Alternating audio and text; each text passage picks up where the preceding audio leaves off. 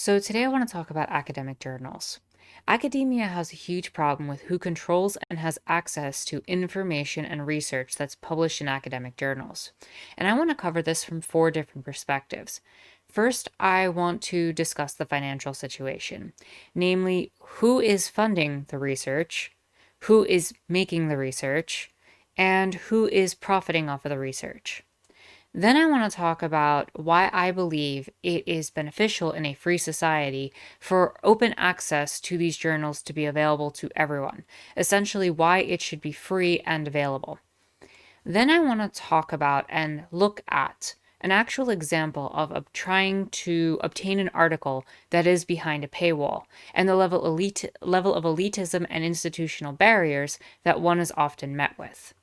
Then I want to talk about potential solutions, up to and including piracy, open access journals, and governmental and library pressures that are able to potentially stop some of the monopolistic practices that journals are able to use based on the leverage of publishing companies.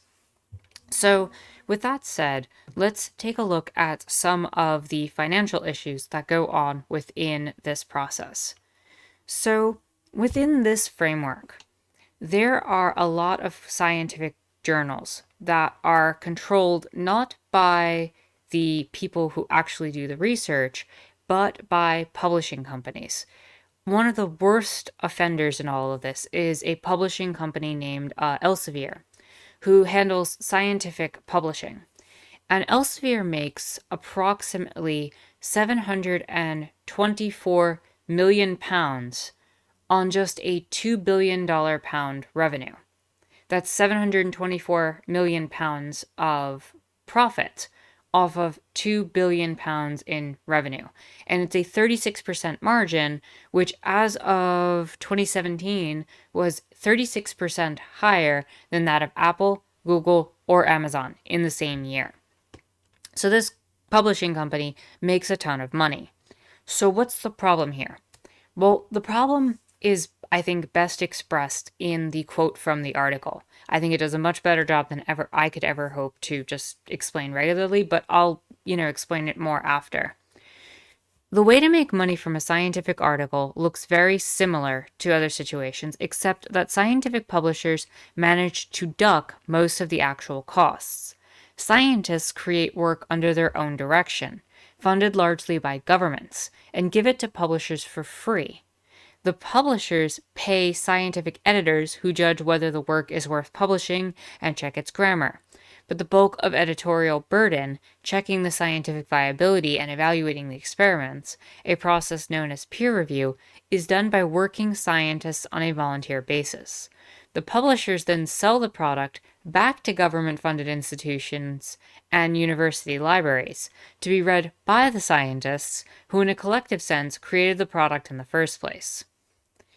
So you have this bizarre situation where government funding pays for the research. Scientists who work in academic institutions use said funding to, pay for their own living expenses through grants and other such things. And then, at the end of the day, it's the publishing company who gets to own it and make it. And one of the issues involved here is that in order for a scientist or any academic really to continue their research, they have to publish. That's one of the guidelines for getting more grants and funding. If you publish in a journal, you get access to more funding and research. So essentially, these publishing companies, and there's only really a handful of really big ones, and generally speaking, they have oligarchic control over this information, take in public funding and pay pretty much nothing out in return to sell information back to the people who are producing the research so they can produce more research. If you don't see a problem there, I don't know what else to say. Basically, people are paying 3 times for this research and information. The state funds most of the research, pays the salaries of most of the people who are checking the quality of the research and producing the research, and then has to buy most of the published products back through these institutions. And so, financially speaking, this system makes no sense and works for no one. The costs of these journals are absolutely exorbitant. If you look at some of the prices that these journals cost in US dollars, and these are from this company, Elsevier, I have their price list here. And if you look at some of the costs that they are talking about in these journals, here's one. Advances in anesthesia, $389. Advances in chronic kidney disease, $660. Advances in clinical radiology, $437. Advances in cosmetic surgery, $391. There's another one here that outside of the US costs $4,654 for advances in engineering software. And these are all published through different, you know, situations, and they're all put out there by this company, and these are the level of prices. So it can cost some places a staggering amount of money, up to and including prices in the $11 million range, to buy all these journals and keep it within your academic institutions. And I believe it was University of California that actually removed themselves from using Elsevier recently in order to basically protest this particular situation. That's how bad things had gotten. And these companies are trying to negotiate all of this down because this monopolistic and oligarchic practice basically makes it so that they can control all of this information. And again, the part that sticks with me is that the government funds us. The scientists are the ones that have to actually do the research, and they have to publish in these journals or in some sort of journal in order to get the government to give them more money to then publish in the journals. And then they have to essentially buy their own research back and their fellow scientists' research back from these companies making money off of it. So across the board, this makes no sense. And this brings me to why it is that this should be publicly owned and why people should be able to have free access to the information. First of all, it's being paid with taxpayer money for the most part through grants and that type of research. The money is not going back to the people who did the research. One could make an argument, if the people making the research were actually the ones being paid, that it would make sense to maybe pay them a small fee or something reasonable for people to access that information. However, it's not. It's going to a publishing company that does very little and makes a ton of money off of it. And in general, I think it's just better for a society to be able to have access to information and education. One, you could have independent researchers for outside of academia examining and looking at a lot of information and possibly coming up with new and interesting perspectives and ideas. And oftentimes that's stifled by, inability due to financial reasons. It's really expensive for an individual to buy into these situations. So it creates an elitism in academia that prevents people from getting access. And if we're ever going to talk about, free public education in the United States, we need to start talking about it not just from the perspective of college and tuitions being paid for, but opening these journals up to everyone so that people, whether it's a passing hobby or just the desire to learn something, or wanting to research something for a debate, or maybe someone in your family has a medical condition and you'd like to have access to being able to look at the most recent medical information. Maybe you want access to a journal on cancer or on autism, or maybe you need something for yourself or anything else that you're just fascinated with and want to learn. People should have access to that information. And if the government's the one paying for it, why should some company profit off of it instead of it being, put in some sort of database for everyone to access free of charge? And a lot of the academics have actually come out and supported this perspective, especially given that they don't make money off of it in the first place. And generally speaking, most academics that I've experienced and had conversations with love the research they do and love what they do and want people to actually read it. In fact, a lot of times you can actually contact professors and they'll probably just slip you some of the information and they're just happy to have their stuff read. They want to see people taking an interest in what they're doing. And I want to speak also about this from my position as a content creator on YouTube.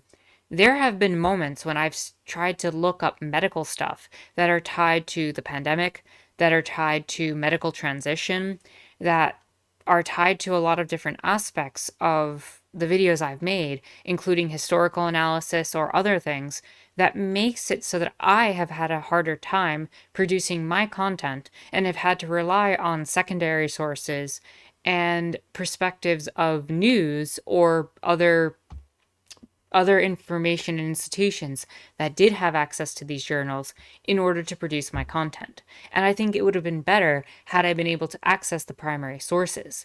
And I've had to rely on abstracts, which can often be misleading and misrepresenting of the overall goal of an article or journal. And I've had to rely on synopsis data of how studies were performed and done. And that can lead to a lot of errors rather than being able to analyze and explore it itself. And as a channel that likes to provide information as accurate as possible, it's hindering me in that process. And if I'm experiencing it, I wonder how many other content creators experience it. And I wonder how many other people who just generally want access to information have been misled or don't necessarily have the ability to come to the most cohesive decision in their learning process because of lack of information, which again is majority government funded. So that brings me to the examples that I want to go over and show. If you're someone trying to access an article, and I'm going to provide this particular example, I Google Scholared something for the Nicaraguan Revolution and the Sandinistas. And I got this from Google Scholar. I load up the page, and here I am, Heirs of Sandino, the Nicaraguan Revolution, and the U.S.-Nicaragua Solidarity Movement. So I want to look this up. It has the abstract there, so I have a general idea of what the article is. And then I go to try to buy it, and I realize that to purchase this one article is $37.50. If I want to purchase the issue the article's in, because maybe I find fascination with some of the other things from this particular issue, it's $185.11. I can rent it from some other organization. And if I have institutional access to these two different places, Open Athens and Shibboleth, I can access through this website. Or if I could log in to SagePub themselves, Sage Journals, I could get the information directly through them.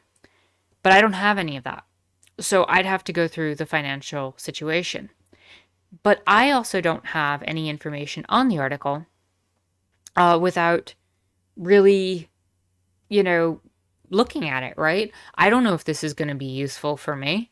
Maybe I'm someone trying to research this particular movement for a video, or for some sort of essay I want to write, or something I just want to look at to research for my own enjoyment. And I'm able to find out that it's approximately 20 pages, when it was first published, who the author is, what university they went to. But I'm not able to find out if it has or contains the information I'm looking for. So I'm in a position where if I want to research, I either have to spend $37.50 or try to find it elsewhere. And it's not elsewhere typically within certain structures and means. And these journals are expensive. Getting access to the institutions are expensive. This is an elitist process. And to pay $37.50 for a single article, and mind you, I am not paying $37.50 just for this single article. I am paying $37.50 for 24 hours of online access to download content. So if I pay that $37.50, I download the content and my computer crashes, my laptop breaks, anything goes wrong, I accidentally delete the file, or it becomes corrupted. I have to pay that again if I want access to the thing again. And a lot of these journals, if you do a subscription to them, can be a lot cheaper If you buy annual access, you can maybe get some of these journals for between 50 to $80. Some of them are probably more pricey in the $300 range. But if I'm trying to put together information, especially in history or in the humanities, I might need a combination of an archaeology journal, a historical journal, a political science journal, because a lot of the humanities are interdisciplinary, and you might see situations where you have to buy into 3 or 4 different journals within 3 or 4 different fields, and that gets pricey very quickly. So one essay properly researched might cost you hundreds of dollars to produce. And that's just not feasible and viable. And so I want to show a second example where I have here from University of Chicago Press Journals, where I have an article, The Anarchist in Education in Spain, 1868 to 1909. Here, I don't even get an abstract. Here, I just get the introduction, or just one page of it, and then I get your access options. And I'm left not knowing which institutions are available. Now, this article happens to be cheaper, it's $10, but I'm not able to technically access this. And if I download the PDF link, I'm probably going to be given just this introduction right here. I can try to log in, I can try to buy into University of Chicago Press's journals, but as I've stated, that would require me, again, paying $50 to $80 for this one journal and for access to it. And yes, it would be an annual subscription, but if I only need one article, then is that really serving me anything? I would be better off just paying the $10. And again, this isn't terrible. I could theoretically buy it, but it's problematic that I have to in order to access an article that I don't even have an abstract for or information on. And if I go to, again, purchase access, it just brings me right down here. Do I have a membership? Do I have an institution? Do I have the time and energy at the end of the day to sit here and try to sort out, do I have an institution that I can access it through? Does my library give me that information? They don't say. They don't provide that. This is very poorly structured in a way that is good unless you already have access to a university. And that's kind of the point that I'm trying to get to. And so the last thing that I want to talk about is how a lot of people have been responding to this. And one of the things has been piracy. And I'm not going to give out piracy information or anything like that. But what I am going to say is that when you have exorbitant prices on these things and people want access to one article or one piece of information, they are going to turn to piracy. They are going to find alternate means. When you don't provide something at an affordable price, people will find another way to get access to that information. And people will share that information and it will be made available. There are ways to do it, and that exists. And what that does is by providing a free market, essentially, for this information, is it forces the price down on these monopolistic and oligopolic organizations who maintain a certain power structure. Some of the other things that have been pursued is you have situations where librarians and science funders are actually playing hardball to negotiate lower subscription fees to scientific journals. So by constantly pushing and trying to drive the price down, because the publishers need the institutions just as much as the institutions need the publishers. The scientists have been increasingly realizing that they don't need the paywalled academic journals to act as gatekeepers anymore, and they're finding clever workarounds and services that provide the journals for free. And some of that's probably through piracy, and some people are probably pirating their own work or handing it out to other people free of charge behind the scenes, or using open access journals in order to provide that information for free. And so you again have open access crusaders, including science pirates. Yes, that is now a thing, science pirates, and that is completely awesome. Have created alternatives to free up journal articles and pressure publishers to expand access. And you also have situations where governments, such as Germany, has nearly 700 libraries and research institutes working together and making a collective deal with the publisher Wiley for 25 million euros, so that they're paying access to journal content, but also demanding the work of the researchers published in Wiley journals be made open access for all at no additional cost. So, you have a lot of companies and universities like University of California, which I mentioned before, working in this particular way to drive these costs down. And I think it's ridiculous in general that people have to buy back their own research or their own coworkers' research, or maybe a piece of research that they themselves academically reviewed for peer review to put in the journal in the first place. And this is really kind of the big issue here, is that these publishing companies are not contributing anything. The scientists do all the work, the academics do all the work, and scientists and academics don't make any of the profit off of this. And so when you have these large organizations able to monopolistically control power, it should be available to the public. It should be available to people. We shouldn't be relying on this. And so we need to make this a less elitist situation. We need to provide education for more people. We need to make it so that these paywalls are no longer in place. And honestly, the database system needs to be restructured in a way that gives access to more people without it feeling like a complete slog to go through all of it. And I hope that a lot of people continue the process of trying to find ways to subvert this system and make it, at the very least, more affordable, if not completely free for everyone. With that said, if you like this video, give it a thumbs up, hit the subscribe button and bell for notifications. You can follow me on Twitter and check out my Discord in the description down below. My name is Anarchist Tara. I believe that all of this should be free, and I hope you enjoyed watching.